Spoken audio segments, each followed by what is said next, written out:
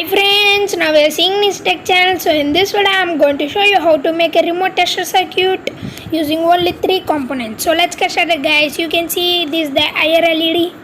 You can see guys, this is the IR LED and I will show you the components required for this circuit. You can see this is the IR LED and you need a C1815 transistor and any color LED you can take, and 9 volts battery with 9 volts battery clip. You can see these are the components. Main components are only 3 guys.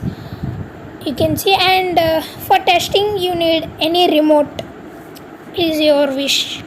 And take the LED guys. First you can see the plus and minus. Connect the plus of the LED to the collector pin of the transistor guys, plus to the collector pin. You can see guys, I have soldered it. And take the air LED and you can see guys, this is the air LED, and in this air LED this is the plus and this is the minus.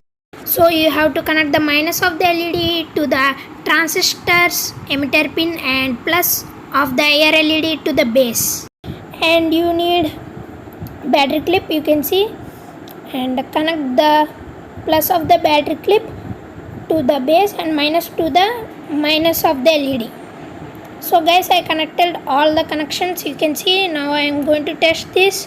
You can see I connected the 9 volts battery guys, and guys you can see it's working. When I press the button on the remote, you can see the LED is glowing. You can see I turned off all the lights. You can see the LED is flickering. You can see the flickering guys. So this is the video. If you like this video, please give a thumbs up and please share this video friends, and please subscribe to my channel and don't forget to comment. Bye friends.